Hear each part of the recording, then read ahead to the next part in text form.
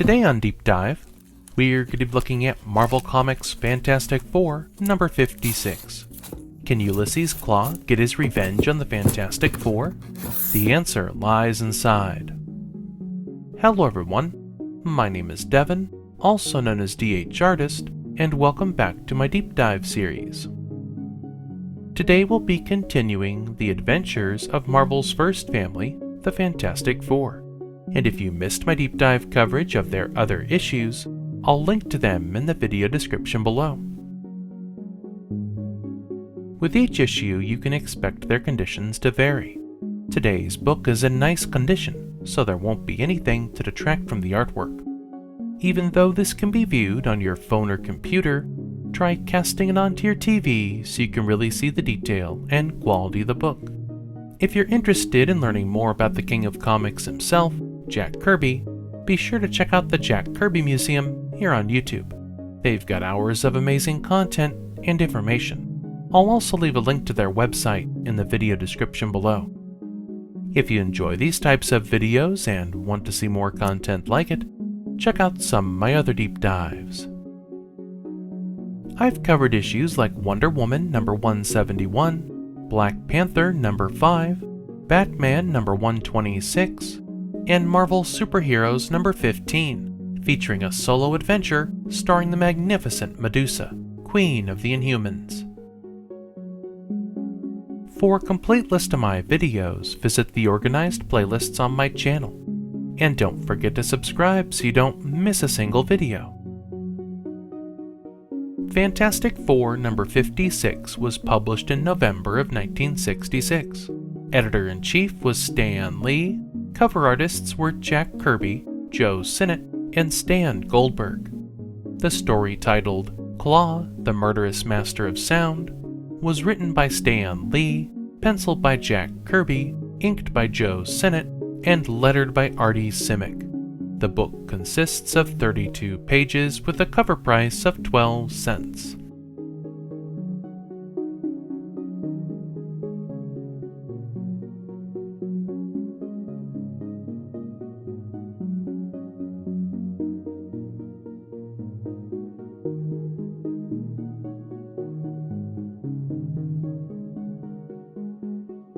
Today's story begins as Sue Richards searches the Baxter Building for Mr. Fantastic. Upon using the visiphone, she speaks with the Thing, learning that he and Mr. Fantastic are testing out a device which allows them to monitor subspace from the safety of their lab.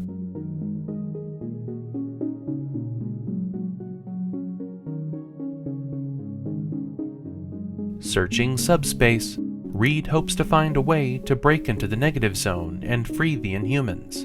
But just as he's fine-tuning his instruments, a powerful sonic boom knocks our duo back.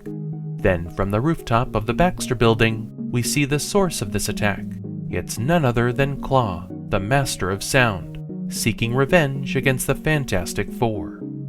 Meanwhile, on the other side of the world, behind the negative zone barrier, we find the Inhumans rescuing the unconscious Black Bolt, having failed with his latest attempt to break through the barrier in a previous issue.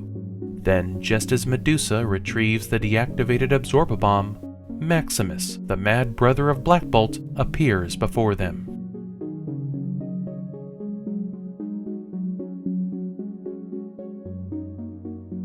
Revealing that he's the only one who knows a way through the negative zone, Maximus proclaims that he won't help the Inhumans. So whipping her hair in anger, Medusa orders him to leave, for she's too upset thinking about Black Bolt and the dangerous situation they're in. Meanwhile, back outside the Baxter Building, having descended from the roof to an outside window, Klaw prepares to capture the Invisible Woman.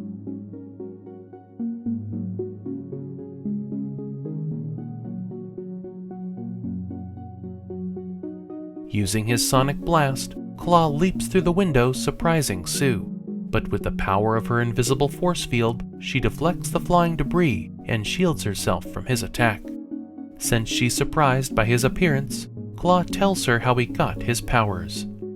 Explaining that when the Black Panther destroyed his laboratory in Wakanda, Klaw entered his solid sound machine for one last experiment, only to emerge with his newfound powers seeking revenge against the Black Panther and any who aid him.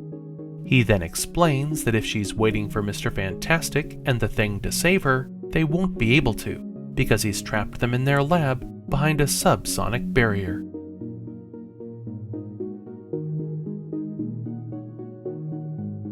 Breaking off her force field, Sue escapes to a nearby room, and after frantically searching for a neuro-stun gun, she fires it at Klaw. But since he's made of sonic energy, it has no effect on him. He then knocks her back with its magnified energy.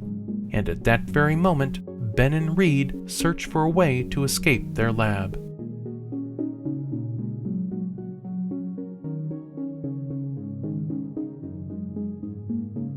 In an attempt to break the force field, the Thing hurls a giant transformer at the door, but it breaks apart, knocking our heroes back.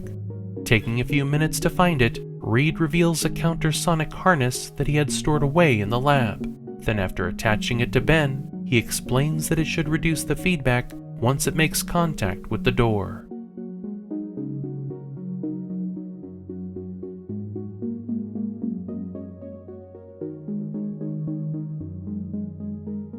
Charging at the door with full force, the Thing smashes through to freedom. Meanwhile, back down the hall, Klaw orders Sue to contact the Black Panther so he can lure him into a trap. But she refuses his commands and turns invisible, trying to escape him. Quickly sensitizing the hallway, Klaw tracks her invisible footsteps until she's cornered, unable to escape. Just as he fires off his sonic beam, Ben hurls himself in front of her, taking the full brunt force of the powerful blast.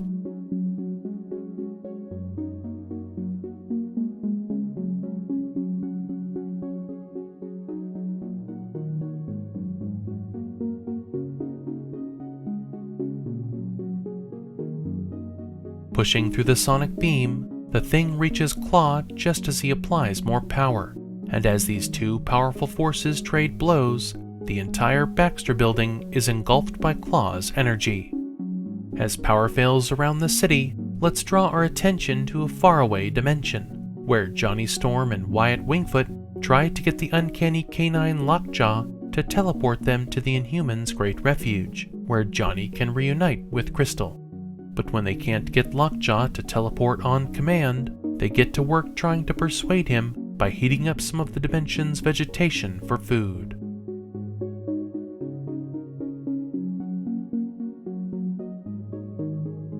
Meanwhile, back at the Baxter building, as the Thing recovers from the massive burst of energy he absorbed, Klaw tracks down Sue as she tries to free Mr. Fantastic. But instead of striking her with his sonic weapon, Klaw nullifies the barrier trapping Reed, allowing Sue to pass through unharmed. Some of the interesting advertising found within this issue is a full-page ad for the Marvel Superheroes cartoon show. There's a half-page ad for kids to order their own Green Beret for only $1. There's a double-page spread for Saturday morning cartoons on CBS. And in the Shop by Mail section, there's a half-page ad featuring live seahorses for $1 and darling pet monkeys for $18.95. Rushing to Reed's side, Sue embraces him, trying to explain what's happened to Klaw and how he's become the master of sound. Then as Klaw enters the room, Reed pushes Sue behind him, preparing for the final showdown. Suddenly zooming down from the atmosphere, a remote-controlled packet missile flies through the window, stopping feet away from our heroes.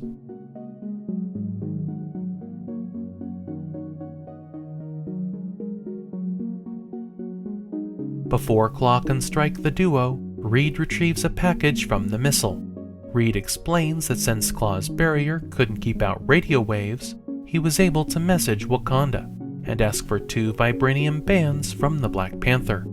And since vibranium is the one element which absorbs sonic energy, it's the perfect weapon for which Klaw has no defense. Armed with the 2 vibranium bands, Mr. Fantastic strikes Klaw, and after completely smothering his sonic blast, Reed beats Klaw into submission.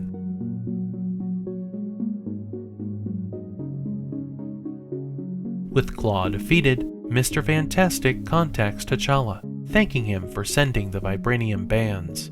And as this issue ends, we're left with 3 remaining panels from a far-off European kingdom, where we see a mysterious figure tracking the Silver Surfer.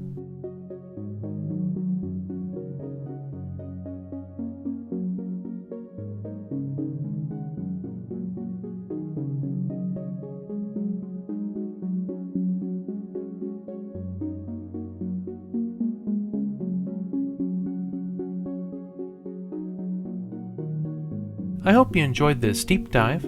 If there's a particular issue or comic you'd like me to flip, drop it down in the comments section and I'll see if I can add it to my poll box. If you enjoy these types of videos, please show your support by subscribing to my channel. As always, please consider liking and feel free to share this video. And until next time, deep divers, thanks for watching.